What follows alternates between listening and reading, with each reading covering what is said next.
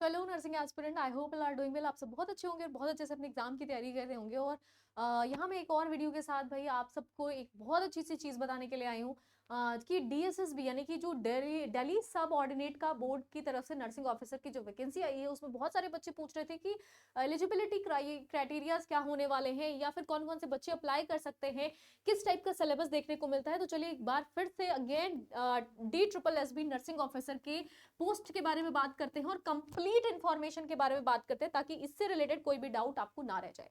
तो फटाफट से जल्दी से बच्चे क्या करिएगा, यहाँ पे देखिएगा। अगर हम डीएसएसबी नर्सिंग ऑफिसर के सिलेबस की बात करें तो जैसा कि हम सबको पता है कि नर्सिंग और नॉन नर्सिंग दोनों ही पोर्शंस आपके इक्वल इक्वल अमाउंट में पूछे जाते हैं। नर्सिंग सब्जेक्ट से all subjects of the nursing, like आपका मेजर जो भी सब्जेक्ट्स हो गए, ठीक है, जो आपके मेजर सब्जेक्ट्स होते हैं और जो आपके माइनर सब्जेक्ट्स होते हैं, दोनों ही एंड से, यानी कि हाईएस्ट पीक और लोएस्ट पीक, यानी कि मेजर सब्जेक्ट और माइनर सब्जेक्ट, दोनों ही सब्जेक्ट से आपके क्वेश्चंस यहाँ पे देखने को मिलता है। जैसे कि यहाँ पे देख पा रहे होंगे आप, ठीक है जी, यहाँ पे देख पा रहे होंगे कि अगर हम मेजर सब्जेक्ट्स की बात करें, बेटा मेजर सब्जेक्ट की बात करें, तो एज वी ऑल नो कि मेजर सब्जेक्ट में हमारे एफओएन आता है, एमएसएन आता है, पीडियाट्रिक, ओबीजी, कम्युनिटी और साइकेट्रिक। तो ये सारे वेटेज फुल सब्जेक्ट है आपके, जो वेट कैरी करते हैं, वेटेज रखते हैं बेटा, ठीक है। और ये वेटेज वाले सब्जेक्ट जो है, इनसे रिलेटेड क्वेश्चन जो है वो बहुत ज्यादा पूछा जाता है। बट क्योंकि 100 क्वेश्चन आपके आएंगे तो माइनर को हमें अंडर एस्टिमेट नहीं करना है, हमें माइनर भी साथ साथ लेके हुए चलना है।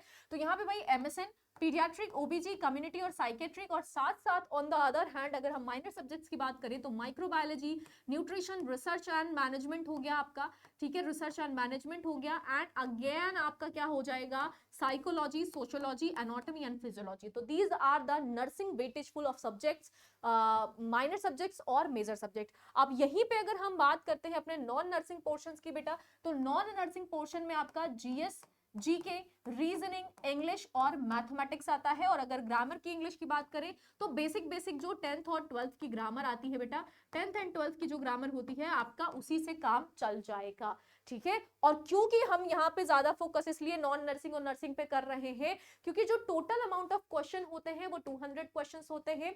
टोटल मार्क्स की बात करें तो आपको 200 मार्क्स में ये क्वेश्चन देखने को मिलेंगे। 100 क्वेश्चन नॉन नर्सिंग पोर्शन से होंगे और 100 ही क्वेश्चंस आपके नर्सिंग पोर्शन से देखने को मिलेगा। मतलब आपको किसी भी सूरत में नॉन नर्सिंग को अंडर एस्टिमेट नहीं करना है, साथ साथ आपको दोनों ही सब्जेक्ट्स को लेके चलना है। अब बात करते हैं अगर आपके एलिजिबिलिटी क्राइटेरियाज की, तो बीएससी नर्सिंग, जीएनएम और MSc with 1 year experience of GNM, ठीक है। जीएनएम के अगर कैंडिडेट अप्लाई करते हैं तो एटलीस्ट उनके पास 1 ईयर का एक्सपीरियंस होना चाहिए, क्लिनिकल एक्सपीरियंस, जो कि मस्ट रहने वाला है।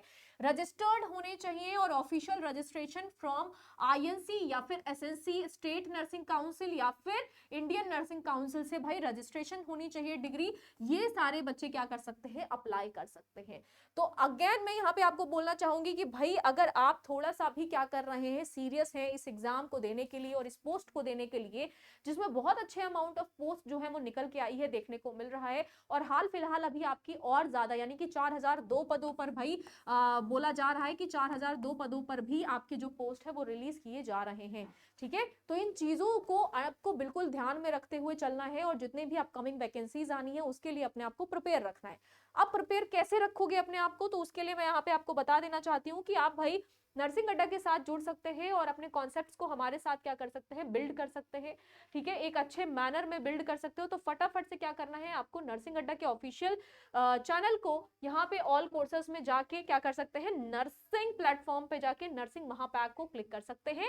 एंड ये बैच जो चल रहा है भाई, इसमें अभी आपको 79% ऑफ भी चल रहा है, प्लस 3x वैलिडिटी भी चल रही है, जो कि आपको 30th ऑफ दिसंबर तक देखने को मिल रहा है, ठीक है। तो 30th ऑफ दिसंबर तक आपको ये देखने को मिल रहा है। अगर आप यहाँ पे बाय नाउ पे क्लिक करते हैं, देन अगर आप यहाँ पे कूपन कोड ऐड करते हैं YT54 and then you have to apply on this, तो आपको ये अमाउंट जो है वो 2500 रुपीज में दिख जाएगा, ठीक है भाई। और अगर इसके अलावा अगर किसी भी एग्जाम को आप टारगेट कर रहे हैं, लाइक आपका आरआरबी हो गया, ठीक है, तो यहाँ पे बेटा आप क्या कर सकते हो, यहाँ पे आप हमारे साथ जुड़ सकते हैं आरआरबी बैच के लिए भी, क्योंकि भाई यहाँ पे आरआरबी नर्सिंग सुपरिटेंडेंट का हमने एक वंदे भारत लास्ट राइट यानी कि अंत्योदय बैच, जो अभी हाल फिलहाल फ्रेश बैच है, ठीक है, फ्रेश बैच है बेटा। 31 जनवरी से आपका ये स्टार्ट किया जाएगा।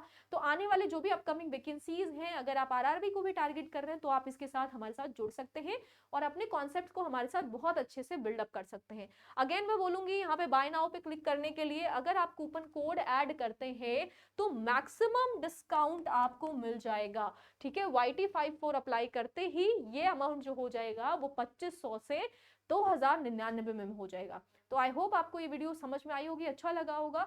एंड ऐसे ही फर्दर इंफॉर्मेशन के लिए, ऑफिशियल नोटिफिकेशंस के लिए जुड़े रहिए नर्सिंग अड्डा के साथ। चैनल को सब्सक्राइब जरूर कर लीजिएगा और बेल आइकन को प्रेस कर लीजिएगा ताकि ऑफिशियली अगर कोई भी नोटिफिकेशन आता है तो we will inform you to the first, ठीक है, सबसे पहले हम आपको इन्फॉर्म कर पाए। All the best, happy journey, या मैं बोलूं कि नर्सिंग ऑफिसर बनने का जो है आपका पड़ाव है उसमें आपको सफलता मिले। All the best for that.